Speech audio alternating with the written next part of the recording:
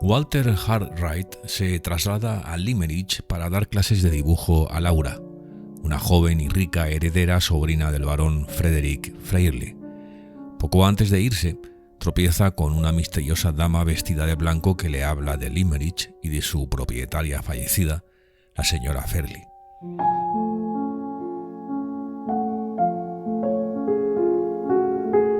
Desde el principio, Walter siente una gran atracción por Laura, quien está prometida con Sir Percival Glyde, quien solo busca arrebatarle su herencia.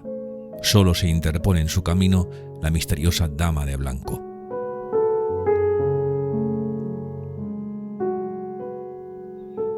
Esta novela de 600 páginas en papel y considerada una obra maestra de la narrativa de suspense es, al mismo tiempo, un relato policial, una historia de amor y un libro de aventuras, en síntesis cabal.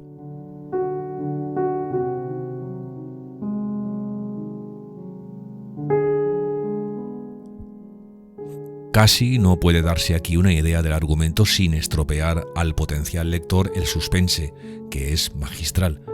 Digamos solo que se narra aquí una terrible conspiración para matar en vida a la hermosa Laura Fairley por parte de Sir Percival Glyde, un cazadotes, y de su extraño cómplice, el conde Fosco. Conspiración que intentan desentrañar primero y revertir después, la hermana de Laura, Marian, y el personaje principal, Walter Hartwright.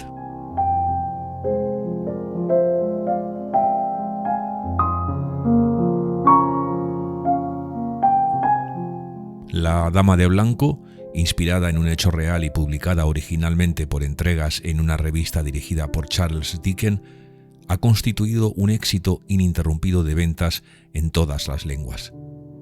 Todo ello se debe a una trama argumental magníficamente desarrollada que envuelve al lector en una atmósfera de misterio e intriga.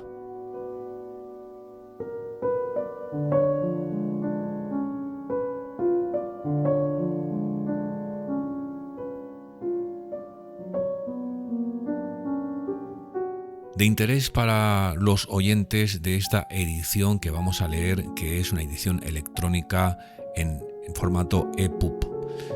Y dice así: cuando me hice el propósito de comenzar a maquetar La Dama de Blanco, con la saludable y desinteresada finalidad de convertir el libro en un EPUB para ser compartido, no podía imaginar el largo camino plagado de dificultades y contratiempos que, debido a su complejidad, iba a tener que recorrer.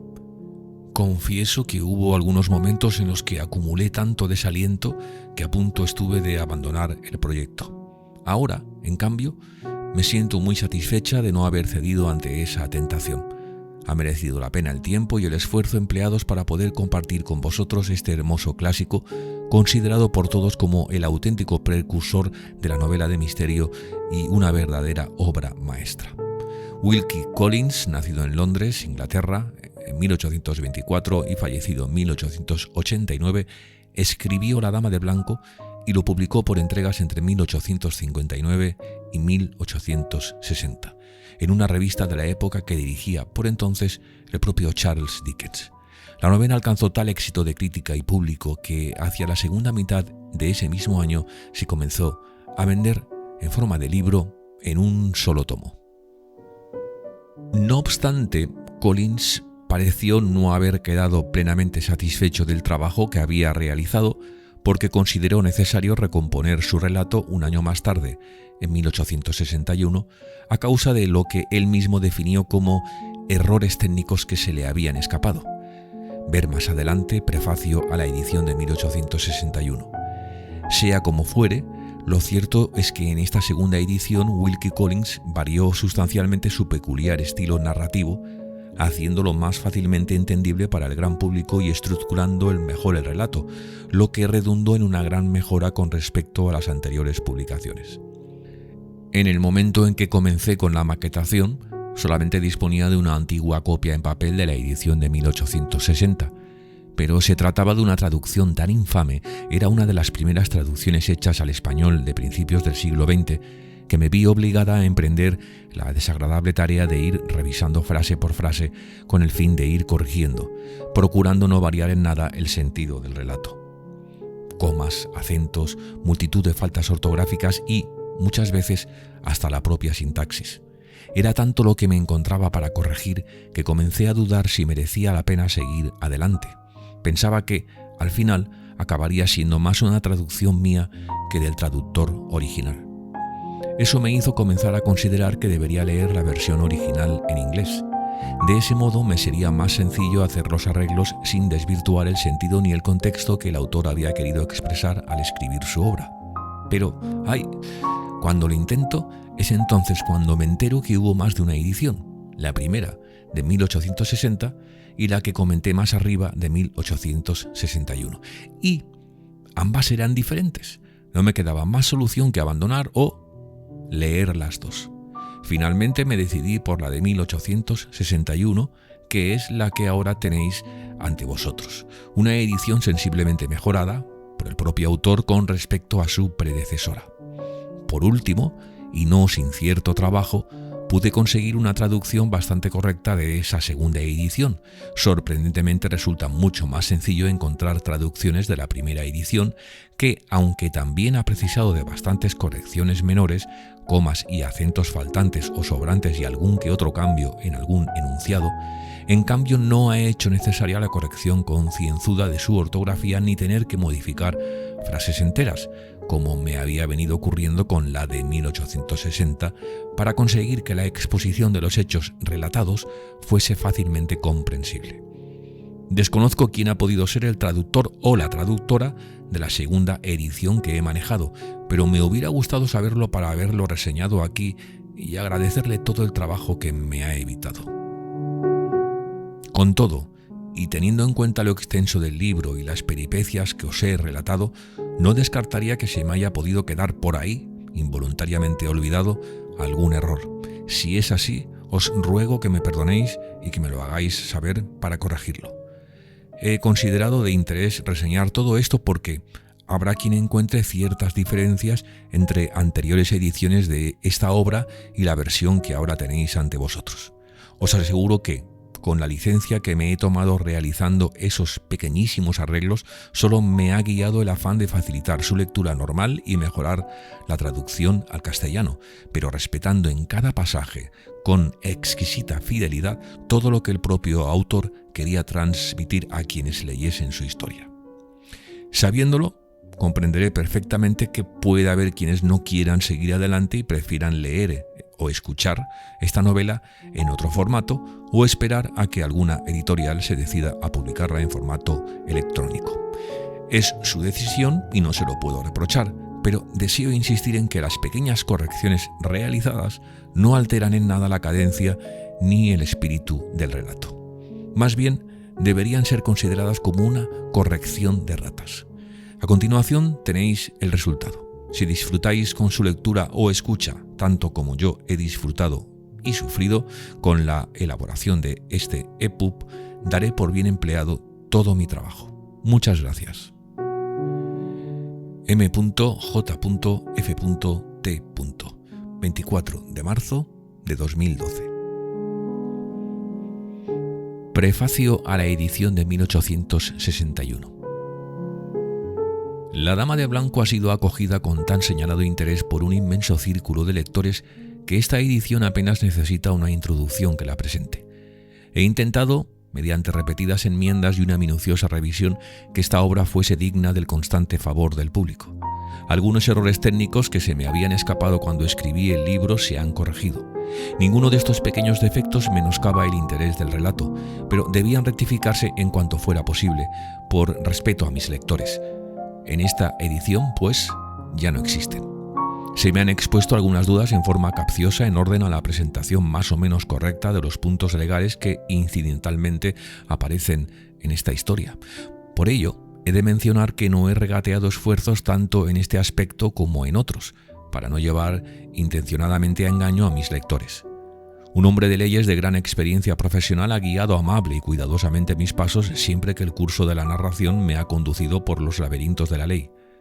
Antes de aventurarme a poner mi pluma en el papel, he sometido todas mis dudas a este caballero y su mano ha corregido todo cuanto se refería a materias legales antes de su publicación. Puedo añadir, apoyado por altas autoridades judiciales, que estas precauciones no han sido tomadas en vano. La ley contenida en este libro ha sido discutida desde su publicación por más de un competente tribunal y se decidió que era fundado cuanto en él se expone. Antes de terminar, quiero añadir unas palabras de agradecimiento por la gran deuda de gratitud que he contraído con mis lectores. Por mi parte, no siento afectación de ningún género al manifestar que el éxito de esta obra ha sido extraordinariamente grato para mí, ya que implica el reconocimiento del principio literario que he sostenido desde que por primera vez me dirigí a mis lectores como novelista. Sostengo la vieja opinión de que el primer objetivo en una novela ha de ser el de narrar una historia, y jamás he creído que el novelista que cumple adecuadamente con esta primera condición esté en peligro de descuidar por ello el trazo de los personajes, por la sencilla razón de que el efecto producido por el relato de los acontecimientos no depende tan solo de estos, sino esencialmente del interés humano que se encuentre relacionado con ellos.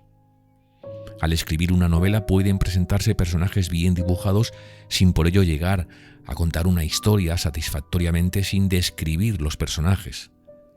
Su existencia como realidad reconocible es la sola condición en que puede apoyarse la narración. El único relato capaz de producir una profunda impresión en los lectores es aquel que logra interesarles acerca de hombres y mujeres por la perfectamente obvia razón de que ellos son también hombres y mujeres. La acogida que se ha dispensado a La Dama de Blanco ha confirmado que en la práctica esta opinión y me ha satisfecho de tal modo que me ha dado confianza para el futuro. He aquí una novela que ha sido bien recibida precisamente porque se trata de una historia. He aquí una historia cuyo interés, que conozco por el testimonio voluntario de los mismos lectores, no se ha separado nunca de los personajes.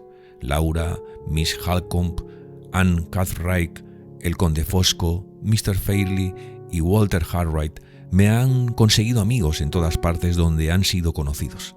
Espero que no esté muy lejano el día en que pueda encontrarme de nuevo con ellos, cuando intente, a través de otros personajes, despertar su interés en otra historia.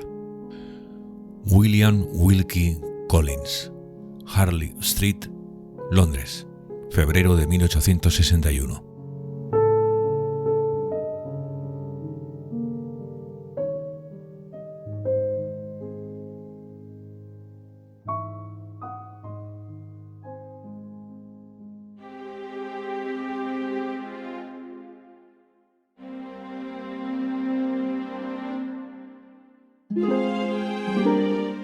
Un libro, una voz, presenta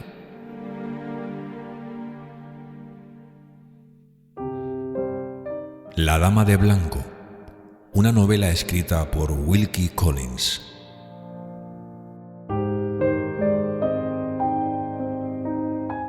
Narrada por un servidor, Miguel Ibars.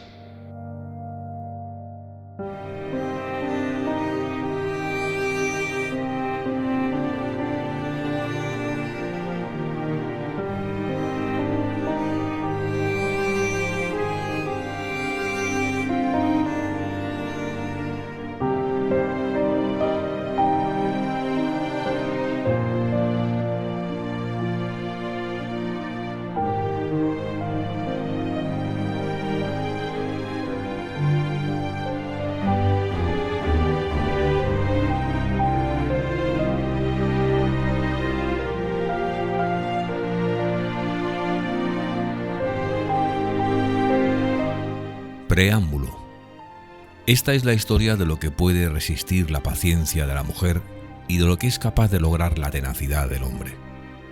Si en el mecanismo de la ley para investigar cada caso sospechoso y conducir cualquier proceso la influencia lubricante del oro desempeñase un papel secundario, los sucesos que vamos a narrar en estas páginas podrían haber reclamado la atención pública ante los tribunales de justicia. Pero la ley, en algunos casos, está inevitablemente a las órdenes del que presenta la bolsa más repleta y por ello contamos la historia por primera vez en este lugar tal como debió haberla oído algún día el juez. Así va a escucharla ahora el lector y oyente. Ninguna circunstancia importante, de principio a fin de esta declaración, ha de relatarse de oídas. Cuando el que escribe estas líneas introductorias, de nombre Walter Hartwright, haya estado en relación más directa que otros con los sucesos de que habla, él mismo lo contará. Cuando falle su conocimiento de los hechos, dejará su lugar de narrador y su tarea la continuarán, desde el punto en que él lo haya dejado, personas que pueden hablar de las circunstancias de cada suceso con tanta seguridad y evidencia como él mismo ha hablado en anteriores ocasiones.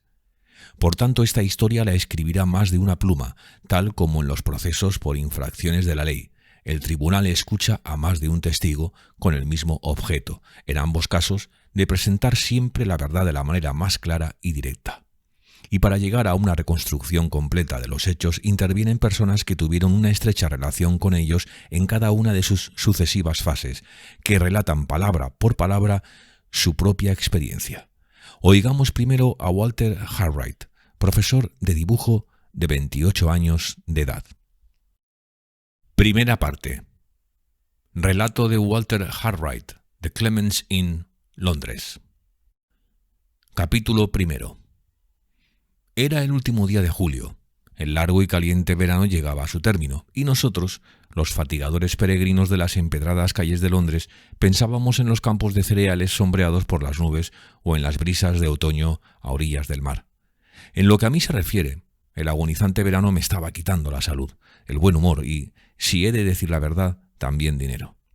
Durante el último año no administré mis ingresos tan cuidadosamente como otras veces, y esa imprevisión me obligaba ahora a pasar el otoño de la manera más económica entre la casa de campo que poseía mi madre en Hampstead y mi apartamento en la ciudad. Aquella tarde, recuerdo, estaba el ambiente cargado y melancólico. La atmósfera londinense resultaba más asfixiante que nunca, y apenas se oía el lejano murmullo del tráfico callejero. El pequeño latido de la vida en mi interior y el gran corazón de la ciudad que me rodeaba parecían decaer al unísono, lánguidamente, con el sol en su declinar. Levanté la cabeza del libro que intentaba leer y que más bien me hacía soñar y dejé mis habitaciones, saliendo al encuentro del fresco aire de la noche, paseando por los alrededores. Era una de las 2 tardes semanales que solía pasar con mi madre y mi hermana, así que dirigí mis pasos hacia el norte, camino de Hampstead. Los acontecimientos que he de referir me obligan a explicar ahora que mi padre había muerto hacía ya algunos años y que mi hermana Sara y yo éramos los únicos supervivientes de una familia de 5 hijos. Mi padre también había sido profesor de dibujo. Sus esfuerzos le habían proporcionado éxitos en su profesión y su ansiedad, que movía su amor por nosotros, para asegurar el porvenir de los que dependíamos de su trabajo, le llevaron desde su matrimonio a dedicar al pago de un seguro de vida una parte de sus ingresos más sustancial de lo que la mayor parte de los hombres destinarían a este propósito. Gracias a su admirable prudencia y abnegación, después de su muerte mi madre y mi hermana pudieron mantener la misma situación holgada con la misma independencia que tuvieron mientras él vivió. Yo heredé sus relaciones y tenía sobrados motivos para sentirme lleno de gratitud ante la perspectiva que me aguardaba en mi inicio en la vida. Cuando llegué ante la verja de la casa de mi madre, el sereno crepúsculo centelleaba todavía en los bordes más altos de los brezos, y a mis pies veía Londres sumergido en un negro golfo, en la oscuridad de la noche sombría. Apenas toqué la campanilla, me abrió ya bruscamente la puerta mi ilustre amigo italiano, el profesor Pesca, que acudió en lugar de la sirvienta y se adelantó alegremente para recibirme. Tanto por su personalidad como, debo añadir, por mi propia conveniencia, el profesor merece el honor de una presentación formal. Las circunstancias han hecho que tenga que ser este el punto de partida de la extraña historia de familia que tengo el propósito de revelar en estas páginas. Conocía a mi amigo italiano por haberle encontrado en algunas casas aristocráticas en las que él enseñaba su idioma y yo el dibujo. Todo cuanto yo sabía entonces de su pasado era que había ocupado un cargo importante en la Universidad de Padua, que había tenido que abandonar Italia por cuestiones políticas, la naturaleza de las cuales jamás dejó entrever a nadie, y que hacía muchos años que estaba establecido en Londres como profesor de idiomas. Sin ser lo que se dice un enano, pues estaba perfectamente proporcionado de pies a cabeza, Pesca era, en mi opinión, el hombre más pequeño que había visto, aparte de los que se exhiben en barracas. Si su físico resultaba llamativo, se distinguía aún más de sus congéneres por la inofensiva excentricidad de su carácter. Lo que parecía obsesionarle era la idea de mostrar su agradecimiento a la nación que le había ofrecido asilo y medios para ganarse la vida, por lo que hacía cuanto le era posible por convertirse en un perfecto inglés. No se contentaba con expresar su entusiasmo por las costumbres del país cargando siempre con paraguas, sombrero blanco y unas inevitables polainas, sino que aspiraba a ser un inglés tanto en sus gustos y costumbres como en su indumentaria. Encontrando que nuestro pueblo se distinguía por su afición a los deportes, el hombrecillo, ingenuamente, era un apasionado de todos nuestros entretenimientos y juegos y se unía a ellos siempre que encontraba ocasión, con el firme convencimiento de que podía adoptar nuestras diversiones nacionales mediante un esfuerzo de voluntad, tal como había adoptado las polainas y el sombrero blanco. Le había visto arriesgar ciegamente sus piernas en una caza de zorros y en un campo de críquet, y poco después pude ver el peligro que corrió su vida en la playa de Brighton. Nos encontramos allí casualmente y nos bañamos juntos. Si nos hubiéramos dedicado a alguna práctica específica de mi nación, me hubiera visto obligado a preocuparme, por supuesto, del profesor Pesca, pero como los extranjeros, por lo general, pueden cuidarse de sí mismos en el agua tan bien como nosotros, no se me ocurrió que se podía incluir el arte natatorio en la lista de pruebas de valor que él se creía capaz de superar improvisadamente. Inmediatamente después de haber dejado a ambos la orilla, me detuve, descubriendo que mi amigo no había llegado hasta mí y me volví para buscarle. Con pasmo y horror advertí entre la orilla y yo la presencia de dos bracitos blancos que durante unos instantes bregaron por encima de las aguas hasta desaparecer de la vista. Cuando me sumergí en su busca, el pobrecillo estaba tendido en el fondo, embutido en la oquedad de una roca y mucho más diminuto de lo que me había parecido hasta entonces. Durante los pocos minutos que transcurrieron mientras le saqué, el aire libre lo revivió y pudo subir los escalones de la máquina con mi ayuda. Con la parcial recuperación de su vitalidad, recobró también su maravilloso delirio de grandeza al respecto de la natación tan pronto como sus dientes dejaron de castañetear y pudo pronunciar alguna palabra. Me dijo sonriendo y como sin darle ninguna importancia que había sufrido un calambre. Cuando se reunió de nuevo conmigo en la playa repuesto ya por completo, dejó por un momento su artificiosa reserva británica y brotó su cálida naturaleza meridional, apabullándome con sus impetuosas muestras de afecto. Exclamaba apasionadamente con la clásica exageración italiana que en lo sucesivo su vida estaría a mi disposición, y afirmando que jamás volvería a ser feliz hasta encontrar la oportunidad de probar su gratitud rindiéndome un servicio tal que yo debiese recordar hasta el fin de mis días. Hice cuanto pude para detener aquel torrente de lágrimas y manifestaciones de afecto, insistiendo en tratar aquel episodio humorísticamente. Al final, como imaginaba, el sentimiento de obligación que sentía Pesca hacia mí fue atenuándose. Poco pensaba yo entonces, como tampoco lo pensé cuando acabaron nuestras alegres vacaciones, que la oportunidad de brindarme un servicio que tan ardientemente ansiaba mi agradecido amigo iba a llegar muy pronto, que él aceptaría al momento y con ello alteraría el curso de mi vida, cambiándome de tal modo que casi no era capaz de reconocerme a mí mismo tal como había sido en el pasado. Y así sucedió. Si yo no hubiese arrancado al profesor de su lecho de rocas en el fondo del mar, en ningún caso hubiera tenido relación con la historia que se relatará en estas páginas. Ni jamás, probablemente, hubiera oído pronunciar el nombre de la mujer que ha vivido constantemente en mi imaginación, que se ha adueñado de toda mi persona y que con su influencia dirige hoy mi vida. Capítulo 2. La cara y la actitud de Pesca, la noche en que nos encontramos ante la verja de mi madre, fueron más que suficientes para hacerme saber que algo extraordinario había sucedido. Sin embargo, fue completamente inútil pedirle una pronta explicación. Lo único que saqué en limpio, mientras me conducía hacia el interior con ambas manos, era que, conociendo mis costumbres, había venido aquella noche a casa seguro de encontrarme y que tenía que comunicarme noticias de muy agradable naturaleza. Nos dirigimos al salón de una manera bastante poco correcta y precipitada. Mi madre estaba sentada junto a la ventana abierta, riendo y abanicándose.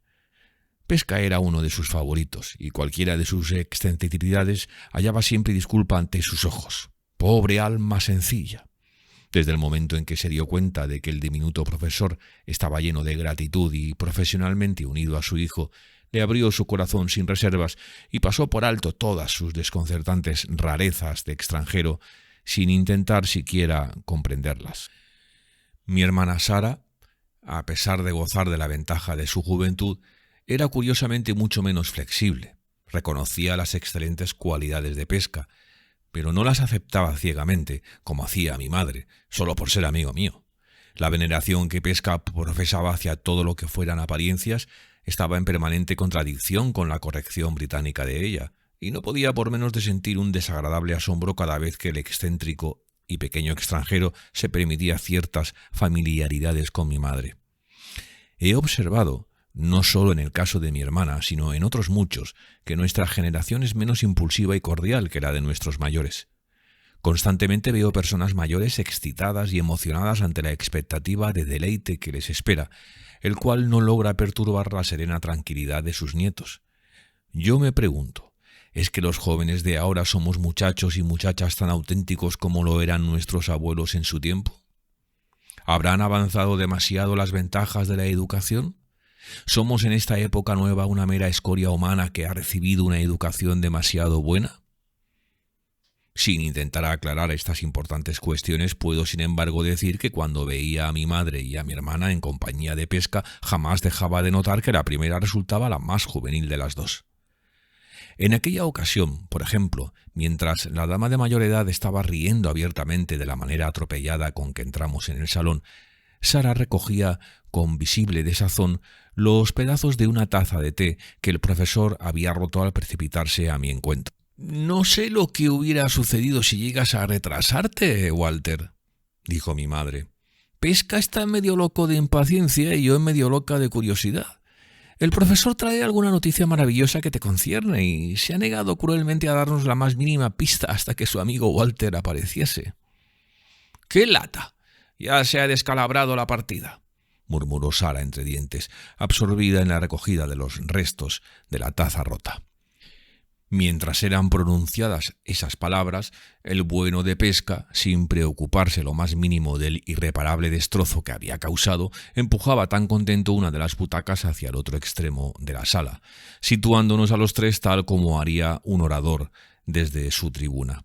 Volvió la butaca de espalda a nosotros, se colocó en ella de rodillas y con gran excitación empezó a dirigir la palabra a su pequeña congregación de tres desde su improvisado púlpito. «Y ahora, queridos míos», empezó Pesca, que siempre decía queridos en lugar de amigos, «escuchadme. Ha llegado el momento. Ahí va mi buena noticia. Empiezo a hablar». «Escuchad, escuchad», dijo mi madre, siguiendo la broma. «Lo primero que le toca romper, mamá, será el respaldo de la mejor butaca que tenemos», dijo Sara por lo bajo. «Vuelvo la vista atrás y me dirijo, como siempre, a la más noble de las criaturas humanas», continuó Pesca con vehemencia, señalando mi humilde persona desde su sitial. «¿Quién me encontró muerto en el fondo del mar a causa de un calambre y me sacó a flote y que dije cuando volví a la vida y a vestir mis ropas?» «Mucho más de lo necesario», contesté yo lo más ceñudamente que pude, pues sabía que tratar este asunto era equivalente a liberar las emociones de Pesca en una riada de lágrimas. «Dije», insistió Pesca, «que mi vida le pertenecía a mi querido amigo Walter hasta el fin de mis días y así es. Dije que nunca volvería a ser feliz si no encontraba una oportunidad de hacer algo por él y, en efecto, nunca he estado satisfecho conmigo mismo hasta que ha llegado este venturoso día. Ahora», gritó entusiasmado el hombrecito, «la felicidad rebosa por todos los poros de mi cuerpo porque juro por mi fe, mi honor y mi alma que ocurre algo bueno y que solo queda por decir, bien, todo está muy bien».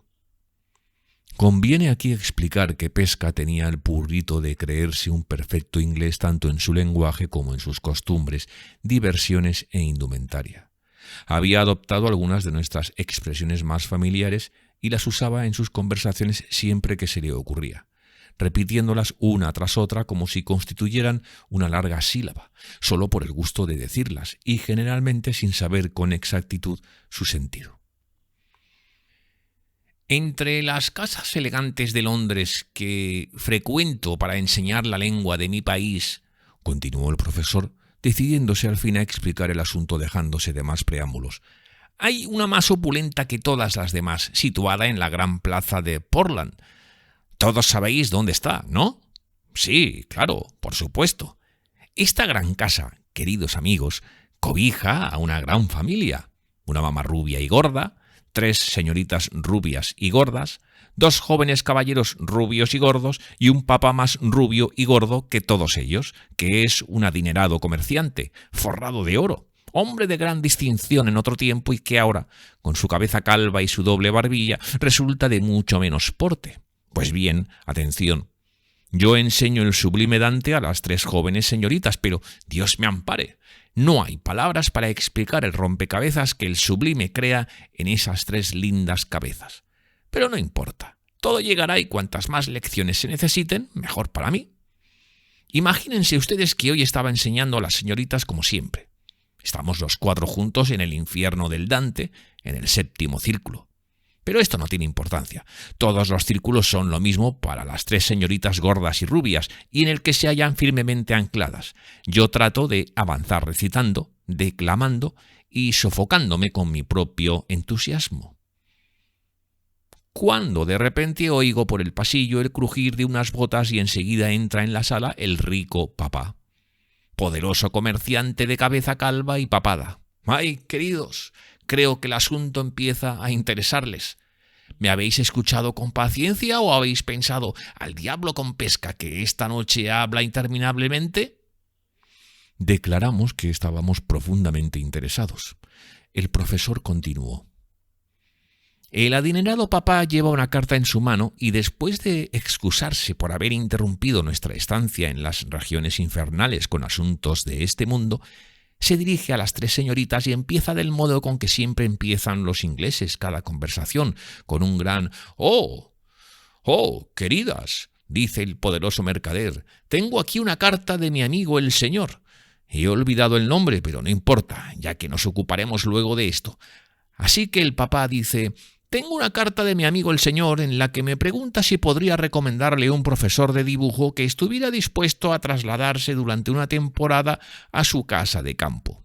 Y, por mi alma que sí, en aquel momento tengo los brazos bastante largos, hubiera sido capaz de abarcar con ellos la poderosa humanidad del rico papá para estrecharle contra mi corazón en señal de gratitud por haber lanzado tan estupendas palabras.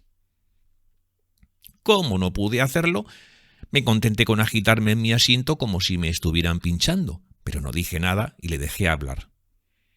¿Conocéis vosotras, hijas mías, algún profesor de dibujo que yo pueda recomendar?, dice el buen fabricante de dinero mientras da vueltas a la carta entre sus dedos cuajados de oro. Las 3 jovencitas se miran y responden con el inevitable «Oh» inglés. «Oh, no, papá, pero aquí está el señor Pesca».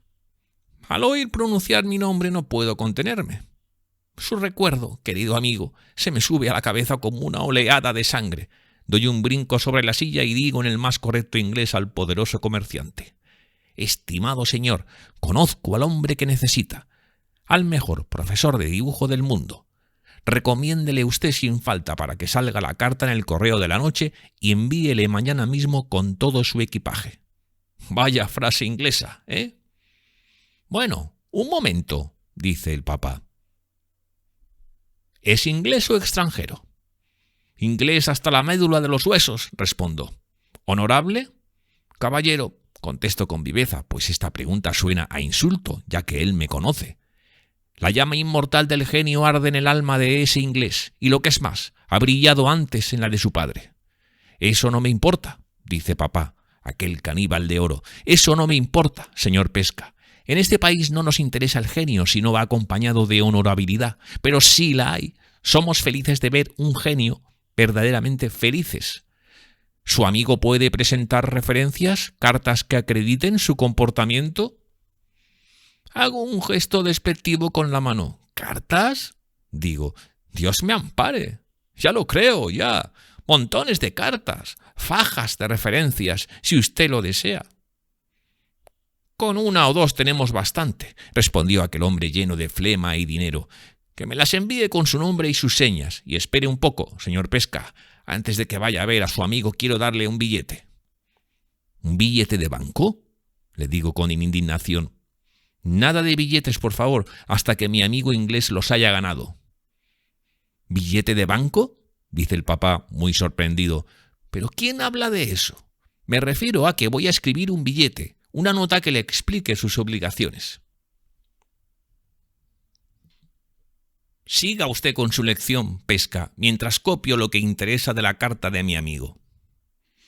El hombre de mercancías y dinero se sienta con su pluma, tinta y papel y yo vuelvo al infierno de Dante en compañía de las tres señoritas.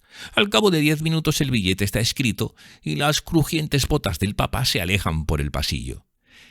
Desde aquel momento, juro por mi fe, mi honor y mi alma que no me doy cuenta de nada.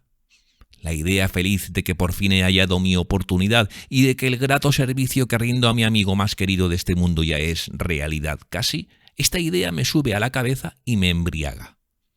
Cómo regreso ya con mis disculpas de la región infernal, ni cómo cumplo mis otros quehaceres, ni cómo mi frugal comida se desliza sola en mi garganta, no lo sé. Es como si estuviera en la luna. Lo único importante es que estoy aquí, con la nota del omnipotente comerciante en mi mano y que me siento inmenso como la vida misma, ardiente como el fuego y feliz como un rey. Bien, bien, muy bien. Y el profesor agitó la nota con las condiciones sobre su cabeza, rematando su largo y fogoso relato con su estridente imitación italiana del alegre hurra británico. Entonces mi madre se levantó de su asiento y, con los ojos brillantes y las mejillas encendidas, cogió las 2 manos del profesor y le dijo emocionada: mi querido Pesca, nunca había dudado de su sincero afecto hacia Walter, pero ahora estoy más convencida de ello que nunca. Desde luego que estamos muy agradecidas al profesor Pesca por lo que ha hecho por Walter, añadió Sara, y con estas palabras hizo el movimiento de incorporarse como queriendo acercarse al sillón de Pesca también, pero al ver a este besar con efusión las manos de mi madre se puso seria y volvió a hundirse en su asiento. Si se permite con mamá estas familiaridades, sabe Dios las que se tomará conmigo. Los rostros a veces dicen la verdad y, sin duda, esto fue lo que pensaba Sara mientras volvía a sentarse. A pesar de que yo también sentía verdadero agradecimiento por el afecto de Pesca, no experimentaba la alegría que debiera producirme la perspectiva del nuevo empleo que se me ofrecía. Cuando el profesor acabó de besar las manos de mi madre y cuando yo le di las gracias por su intervención, le pedí que me dejara echar un vistazo al billete que su respetable señor me dirigía. Pesca me alargó el papel con un gesto de triunfo. «Lea», me dijo el hombrecillo majestuosamente. «Le aseguro, amigo mío, que la misiva del papá de oro le hablará con lenguaje de trompetas». La nota estaba redactada en términos lacónicos, contundentes y, en todo caso, inteligibles. Se me comunicaba, primero, que el caballero Frederick Fairley, de la casa Limerick, en Cumberland, desea contratar por un periodo de 4 meses como mínimo un profesor de dibujo de reconocida competencia. Segundo, que este profesor deberá encargarse de 2 clases de trabajo, la enseñanza de pintura a la acuarela a 2 señoritas y dedicará las demás horas de trabajo a la restauración de una valiosa colección de dibujos que ha alcanzado un estado de abandono total. Tercero, que los honorarios que se ofrecen a la persona que acepta a su cargo y cumplirá debidamente con dichos trabajos serán de 4 guineas a la semana, que residirá en Limerick, que se le concederá el trato correspondiente a un caballero. Cuarto y último, que se abstenga de solicitar esta colocación la persona que sea incapaz de presentar las referencias más indispensables respecto a su persona y aptitudes. Tales referencias se enviarán a Londres, a casa del amigo del señor Fairley, que está autorizado para efectuar todos los trámites definitivos.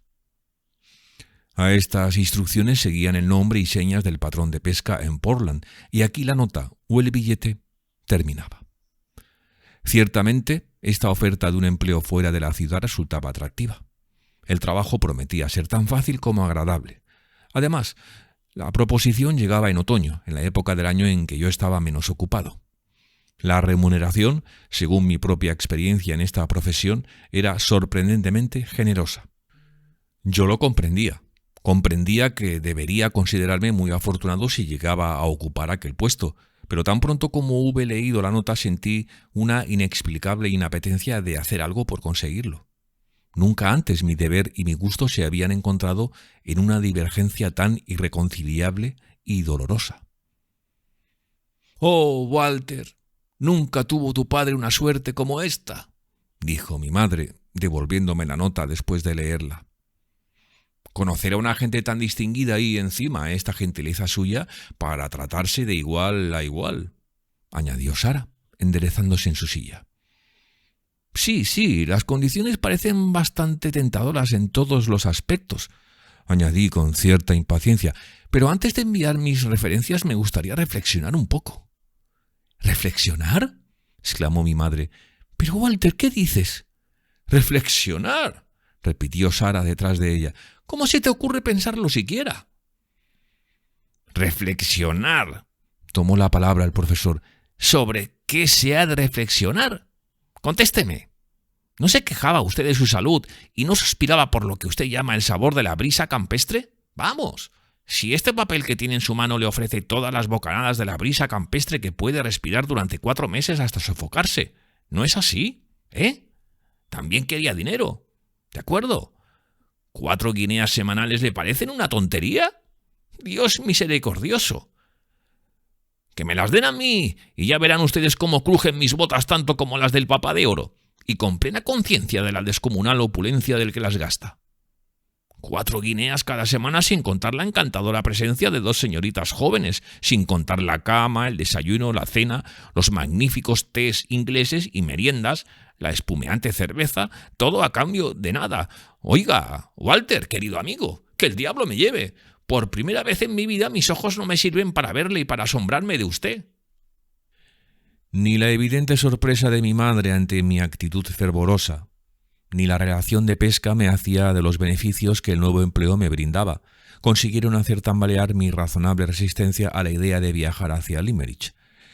Cuando todas las débiles objeciones que se me ocurrían eran rebatidas una tras otra, ante mi completo desconcierto, intenté erigir un último obstáculo preguntando qué sería de mis alumnos de Londres durante el tiempo que me dedicase a enseñar a copiar del natural a las señoritas Fairley.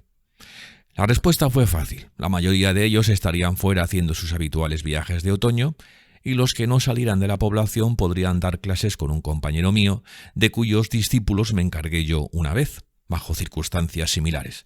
Mi hermana me recordó que aquel caballero me había ofrecido expresamente sus servicios si este año se me ocurría hacer algún viaje en verano. Mi madre, muy seria, me increpó diciendo que no tenía derecho a jugar con mis intereses ni con mi salud, por un capricho absurdo. Y Pesca me imploró que no hiriera su corazón al rechazar el primer servicio que él pudo rendir en señal de su agradecimiento al amigo que le había salvado la vida. La sinceridad y franco afecto que inspiraban estos discursos hubieran sido capaces de conmover a cualquiera que tuviese un átomo de sentimiento en su composición. Aunque yo no pude combatir mi extraña perversidad, por lo menos fui lo suficientemente honrado como para avergonzarme de todo corazón y puse fin a la discusión complaciendo a todos. Cedí y prometí cumplir lo que todos los presentes esperaban de mí. El resto de la velada se consumió con cierto regocijo en hacer jubilosas suposiciones sobre mi futura convivencia con las 2 señoritas de Cumberland.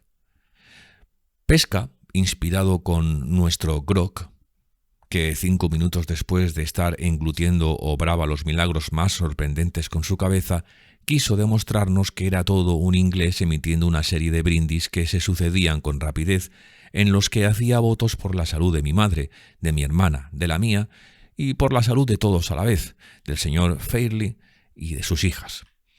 Inmediatamente después se dio las gracias a sí mismo con mucho énfasis en nombre de todos los presentes.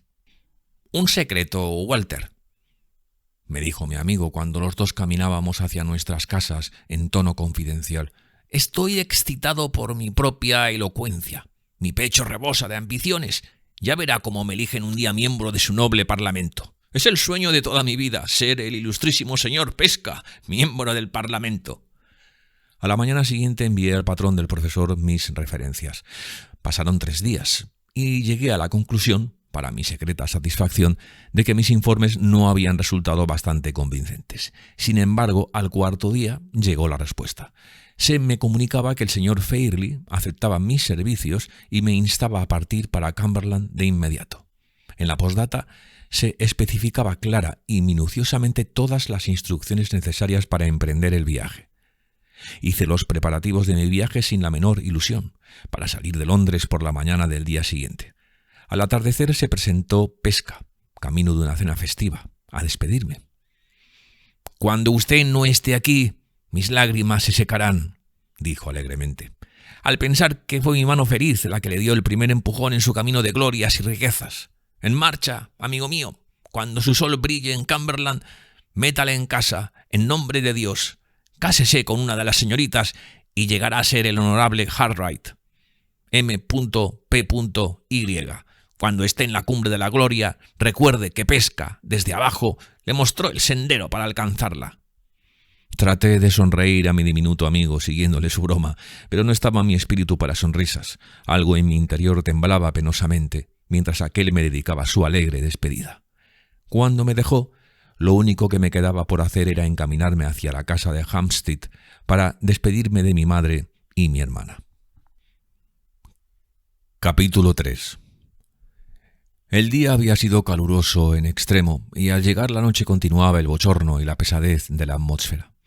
Mi madre y mi hermana habían pronunciado tantas palabras de despedida y tantas veces me habían pedido esperar 5 minutos más que casi era ya medianoche cuando el criado cerró tras de mí la verja del jardín. Anduve algunos pasos por el atajo que me llevaba a Londres, pero luego me detuve vacilando. En el cielo sin estrellas brillaba la luna, y en su misteriosa luz el quebrado suelo del páramo aparecía como una región salvaje, a miles de millas de la gran ciudad que yo contemplaba a mis pies. La idea de sumergirme enseguida en el bochorno y la oscuridad de Londres me repelía. La perspectiva de ir a dormir a mis habitaciones sin aire se me antojaba agitado como estaba en mi espíritu y cuerpo, idéntica a la de sofocarme poco a poco. Me decidí, pues, por el aire más puro, escogiendo el camino más desviado posible para pasear por blanquecinos senderos aireados por el viento a través del desierto páramo y llegar a Londres por los suburbios, tomando la carretera de Finchley, y así regresar a casa con el fresco de la madrugada por la parte occidental de Regent's Park. Seguí caminando lentamente por el páramo, gozando de la divina quietud del paisaje y admirando el suave juego de luz y sombra que reverberaba sobre el agrietado terreno a ambos lados del camino. En toda esta primera y más bella parte de mi paseo nocturno, mi pasiva mente recibía las impresiones que la vista le proporcionaba. Apenas si pensaba en algo, y de hecho, lo que experimentaba en aquellos momentos no dejaba lugar a pensamientos algunos. Pero cuando dejé el páramo para seguir por la carretera, donde había menos que admirar, las ideas que el próximo cambio en mis costumbres y ocupaciones había despertado fueron acaparando toda mi atención. Al llegar al fin de la carretera estaba completamente absorto en mis visiones fantasmagóricas de Limerick, del señor Fairley y de las 2 señoritas cuya educación artística iba a estar muy pronto en mis manos. Llegué en mi caminata al lugar donde se cruzaban 4 caminos, el de Hampstead, por el cual había venido, la carretera de Finchley, la de West End y el camino que llevaba a Londres. Seguí mecánicamente este último y avanzaba fantaseando perezosamente sobre cómo serían las señoritas de Cumberland, cuando de pronto se me heló la sangre en las venas al sentir que una mano se posaba sobre mi hombro, tan ligera como inesperadamente. Me volví bruscamente apretando con mis dedos el puño de mi bastón. Allí, en medio del camino ancho y tranquilo, allí, como si hubiera brotado de la tierra o hubiese caído del cielo en aquel preciso instante, se erguía la figura de una solitaria mujer envuelta en vestiduras blancas. Inclinaba su cara hacia la mía en una interrogación grave mientras su mano señalaba las oscuras nubes sobre Londres. Así la vi cuando me volví hacia ella. Estaba demasiado sorprendido por lo repentino de aquella extraordinaria aparición que surgió ante mi vista en medio de la oscuridad de la noche y en aquellos lugares desiertos para preguntarle lo que deseaba. La extraña mujer habló primero. ¿Es este el camino para ir a Londres?, dijo. La miré fijamente al oír aquella singular pregunta. Era ya muy cerca de la 1. Todo lo que pude distinguir a la luz de la luna fue un rostro pálido y joven, demacrado y anguloso en los trazos de las mejillas y la barbilla, unos ojos grandes, serios, de mirada atenta y angustiosa, labios nerviosos e imprecisos cabellos de un rubio pálido con reflejos de oro oscuro. En su actitud no había nada salvaje ni inmodesto, expresaba serenidad y dominio de sí misma. Se notaba un aire melancólico y como temeroso. Su porte no era precisamente el de una señora, pero tampoco el de las más humildes de la sociedad. Su voz, aunque la había oído poco, tenía flexiones extrañamente reposadas y mecánicas, a la vez que la dicción era notablemente apresurada. Llevaba en la mano un pequeño bolso, y tanto este como sus ropas, capota, chal y traje, eran blancos y, hasta donde yo era capaz de juzgar, las telas no parecían finas ni costosas. Era esbelta y de estatura más que mediana. No se observaba en sus gestos nada que se pareciese a la extravagancia. Aquello fue todo lo que pude ver de ella entonces, a causa de la escasa luz y de mi perplejidad ante las extrañas circunstancias de nuestro encuentro. ¿Qué clase de mujer sería aquella y qué haría sola en una carretera pasada 1 de la medianoche? No llegaba a entenderlo. De lo único que estaba seguro era de que el más lerdo de los hombres no hubiera podido interpretar en mal sentido sus intenciones al hallarme, ni siquiera considerando la hora tan tardía y sospechosa y el lugar tan sospechoso y desértico. ¿Me oye usted?, repitió con la misma calma y rapidez y sin el menor signo de impaciencia o enfado. Preguntaba si este es el camino que lleva a Londres. Sí, respondí. Este es el camino que va hasta St. John Wood y al Regent's Park. Perdone que haya tardado en contestarle. Me ha sorprendido su repentina aparición y aún ahora sigo sin comprenderla. No sospechará usted que es por algo malo, ¿verdad? No he hecho nada que sea malo.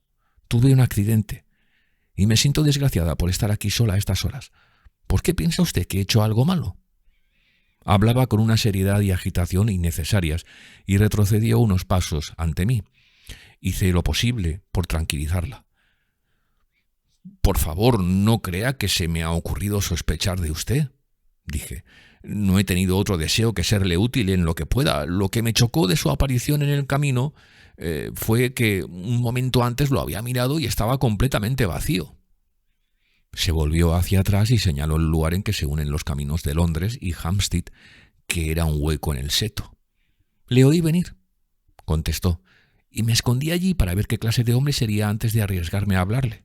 Tuve dudas y temores hasta que pasó a mi lado, y entonces hube de seguirle a hurtadillas y tocarle».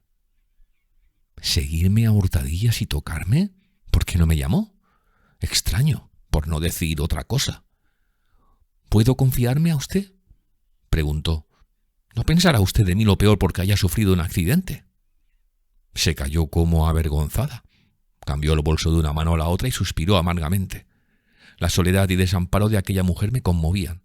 El impulso natural de socorrerla y salvarla se impuso a la serenidad del juicio, precaución y mundología que hubiera demostrado un hombre mayor, más experto y más frío ante esta extraña emergencia. «Puede confiar en mí si su propósito es honesto», contesté, «y si le violenta confesar el motivo de hallarse en esta extraña situación, no volvamos a hablar de ello. Dígame en qué puedo ayudarla y lo haré si está en mi mano». «Es usted muy amable y estoy muy feliz de haberle encontrado». Por vez primera escuché resonar en su voz algo de ternura femenina cuando pronunciaba estas palabras, pero en sus grandes ojos, cuya angustiosa mirada de atención se fijaba en mí con insistencia, no brillaban lágrimas. «No he estado en Londres más que una vez», continuó hablando aún más deprisa, «y no conozco esos lugares. ¿Podría conseguir un coche o un carro o lo que fuese? ¿Es demasiado tarde? No sé. Si usted pudiera indicarme dónde encontrarlo y fuera capaz de prometerme no intervenir en nada y dejarme marchar cuando y donde yo quiera». «Tengo en Londres una amiga que estará encantada de recibirme, y yo no deseo otra cosa, ¿me lo promete?». Miró con ansiedad a ambos lados de la carretera, cambió una y otra vez de mano su bolso blanco, repitió aquellas palabras «¿me lo promete?», y me miró largamente con tal expresión de súplica, temor y desconcierto que me sentí alarmado. ¿Qué iba yo a hacer? Se trataba de un ser humano desconocido, abandonado completamente a mi merced e indefenso ante mí, y este ser era una mujer desgraciada. Cerca no había ni una sola casa, ni pasaba nadie a quien yo pudiera consultar. Ningún derecho terrenal me daba el poder de mandar sobre ella, aunque hubiera sabido cómo hacerlo. Escribo estas líneas lleno de desconfianza hacia mí mismo, bajo las sombras de los acontecimientos posteriores que nublan el propio papel en que las trazo, y sigo preguntándome, ¿qué hubiera podido hacer entonces? Lo que hice fue tratar de ganar tiempo con preguntas. ¿Está segura de que su amiga de Londres la recibirá a estas horas de la noche? Le dije. Completamente segura. Pero prométame que me dejará sola en cuanto se lo pida y que no se entremeterá en mis asuntos. ¿Me lo promete? Al repetir por tercera vez esta pregunta se acercó a mí y, con un furtivo y suave movimiento, puso su mano en mi pecho. Una mano delgada, una mano fría. Lo noté cuando la aparté con la mía, incluso en aquella noche bochornosa. Recordad que yo era joven y que la mano que me tocó era una mano de mujer. ¿Me lo promete? Sí. Una sola palabra. La palabra tan familiar que está en los labios de todos los hombres a cada hora del día. Pobre de mí, ahora, al escribirla, me estremezco. Y andando juntos dirigimos nuestros pasos hacia Londres en aquellas primeras y tranquilas horas del nuevo día. Yo con aquella mujer cuyo nombre, cuyo carácter, cuya historia, cuyo objeto en la vida, cuya misma presencia a mi lado en aquellos momentos eran misterios insondables para mí. Creía estar soñando. ¿Era yo en verdad Walter Hartwright? ¿Era aquel el camino para Londres, tan corriente y conocido, tan poblado de gentes ociosas los domingos? ¿Había estado yo hacía poco más de una hora en el ambiente sosegado, decente y convencionalmente doméstico de la casita de mi madre? Me sentía demasiado aturdido, a la vez que demasiado consciente de un sentimiento de reprobación hacia mí mismo para poder hablar a mi extraña acompañante en los primeros minutos. Y fue también su voz la que rompió el silencio que nos envolvía. «Quiero preguntarle una cosa», dijo de golpe. «¿Conoce usted mucha gente en Londres?» «Sí, muchísima». «¿Mucha gente distinguida y aristocrática?» Había en esta pregunta una inconfundible nota de desconfianza, y yo vacilé sobre lo que debía contestar. «Algunos», dije después de un momento. «Muchos». Se paró en seco y me escrutó con su mirada. «¿Muchos hombres con el título de varón?» Demasiado sorprendido para contestarle, interrogué yo a mi vez. «¿Por qué me lo pregunta?» «Porque espero, en mi propio interés, que exista un varón que usted no conozca». «¿Quiere decirme su nombre?» «No puedo. No me atrevo. Pierdo la cabeza cuando lo nombro». Hablaba en voz alta, casi con ferocidad, y levantando su puño cerrado. Lo agitó con vehemencia. Luego se dominó repentinamente y dijo en voz baja, casi en un susurro: «Dígame a quiénes de ellos conoce usted». No podía negarme a satisfacerla en una pequeñez como aquella y le dije 3 nombres. 2 eran de padres de mis alumnas y otro, el de un solterón que me llevó una vez de viaje en su yate para que le hiciese unos dibujos. «Ah, ¿no le conoce a él?», dijo con un suspiro de alivio. «¿Es usted también aristócrata?» «Nada de eso. No soy más que un profesor de dibujo». Cuando le di esta respuesta, quizá con alguna amargura, agarró mi brazo con la brusquedad que caracterizaba todos sus movimientos. «No es un aristócrata», se repitió a sí misma. «Gracias a Dios, puedo confiar en él». Hasta aquel momento había logrado dominar mi curiosidad por consideración a mi acompañante, pero ahora no pude contenerme. «Me parece que tiene usted graves razones contra algún aristócrata», le dije. «Me parece que el varón a quien no quiere nombrar le ha causado un agravio. ¿Es por eso por lo que se halla aquí a estas horas?» «No me pregunte, no me haga hablar de ello», contestó. «No me siento con fuerzas ahora. Me han maltratado mucho y me han ofendido mucho. Le quedaría muy agradecida si va más deprisa y no me habla. Solo deseo tranquilizarme, si es que puedo». Seguimos adelante con paso rígido, y durante más de media hora no nos dijimos una sola palabra. De cuando en cuando, como tenía prohibido seguir con mis preguntas, yo lanzaba una furtiva mirada a su rostro. Su expresión no se alteraba. Los labios apretados, la frente ceñuda, los ojos miraban de frente, ansiosos pero ausentes. Habíamos llegado ya a las primeras casas y estábamos cerca del nuevo colegio de Wesleyan, cuando la tensión desapareció de su rostro y me habló de nuevo. —¿Vive usted en Londres? —dijo. —Sí. Pero al contestarle pensé que quizá tuviese intención de acudir a mí para que le aconsejase o ayudase y me sentí obligado a evitarle desencantos, advirtiéndole que pronto saldría de viaje. Así que añadí: —Pero mañana me voy a Londres por algún tiempo. Me marcho al campo. —¿Dónde? —preguntó. —¿Al norte o al sur? —Al norte, a Cumberland. —Cumberland —repitió con ternura—. Ah, cuánto me gustaría ir allí también. Hace tiempo fui muy feliz allí. Traté de nuevo de levantar el velo que se tendía entre aquella mujer y yo. —¿Quizá ha nacido usted en la hermosa comarca del lago? —No —contestó—. Nací en Hampshire, pero durante un tiempo fui a la escuela en Cumberland. ¿Lagos? No recuerdo ningún lago. Lo que me gustaría ver es el pueblo de Limerick y la mansión de Limerick. Entonces me tocó a mí detenerme, de golpe. Mi curiosidad estaba ya excitada y la mención casual que mi extraña acompañante hacía de la residencia del señor Fairley me dejó atónito. —¿Ha gritado alguien? —preguntó, mirando temerosa hacia todas partes en el instante en que me detuve. —No. Es que me ha sorprendido el nombre de Limerick, porque hace pocos días he oído hablar de él a unas personas de Cumberland. —Ah, pero son pocas las personas que yo conozco. La señora Fairley ha muerto, su marido también, y su hija se habrá casado y se habrá marchado de allí. No sé quién vivirá ahora en Limerick. Si allí vive todavía alguien con ese nombre, solo sé que le querría por amor a la señora Fairley. Pareció como si fuera a añadir algo más, pero mientras hablaba habíamos llegado a la barrera del portazgo al final de Avenue Rose, y entonces, atenazando su mano alrededor de mi brazo, miró con recelo la verja que teníamos delante y preguntó: —¿Está mirando el guarda del portazgo? No estaba mirando y no había nadie más alrededor cuando pasamos la verja. Pero la luz de gas y las casas parecían inquietarla, llenándola de impaciencia. —Ya estaremos en Londres —dijo—. ¿Ve usted algún coche que pudiese alquilar? Estoy cansada y tengo miedo. Quisiera meterme dentro y que me conduzca lejos de aquí. Le contesté que tendríamos que andar algo más hasta llegar a una parada de coches, a no ser que tuviésemos la suerte de tropezar con alguno libre. Luego pretendí seguir con el tema de Cumberland. Fue inútil. El deseo de meterse en un coche y marcharse se había apoderado de su mente. Era incapaz de pensar ni hablar de otra cosa. Apenas habríamos andado la tercera parte de Avenue Ross cuando vi que un coche de alquiler se paraba a una manzana de nosotros ante una casa situada en la acera de enfrente. Bajó un señor que desapareció enseguida por la puerta del jardín. Detuve al cochero cuando ya se subía al pescante. Al cruzar el camino, era tal la impaciencia de mi compañera que me hizo atravesarlo corriendo. —Es muy tarde —dijo—. Tengo tanta prisa solo porque es muy tarde.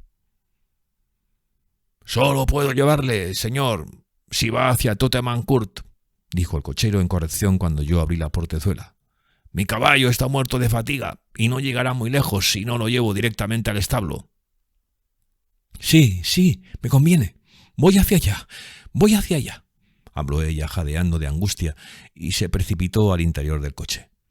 Me aseguré, antes de dejarla entrar, de que el hombre no estaba borracho.